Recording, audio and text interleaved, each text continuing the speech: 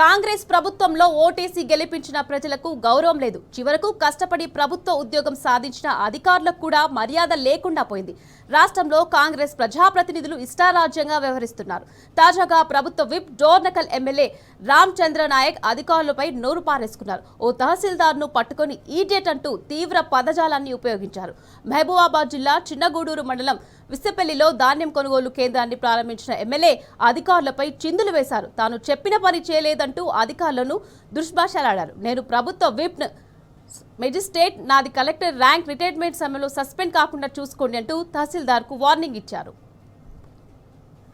గతంలో లేదా మళ్ళీ మాట ఈ ఇడియట్ మాటలు మాట్లాడొద్దు. మీరు నేను సొంతంగా చేయలేదు కదా, ఈ మాటలు మాట్లాడొద్దు. సొంతంగా కాదు, మీరు అందరు కలిసి మా ఎమ్మెల్యే గారు చెప్తున్న కలెక్టర్ దగ్గర కూర్చోవాలి. నేను ఒక క్యాబినెట్ ర్యాంక్ మంత్రి, నేను కూడా కలెక్టర్ ర్యాంకే, నేను కూడా first class magistrate. First suspend అయ్యేది మీరే.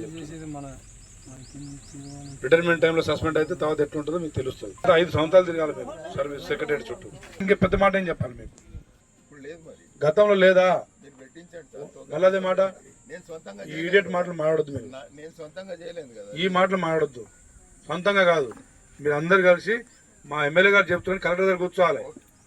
నేను ఒక క్యాబినెట్ ర్యాంక్ మంత్రి, నేను కూడా కలెక్టర్ ర్యాంకే, నేను కూడా first class magistrate. First suspend అయ్యేది మీరే.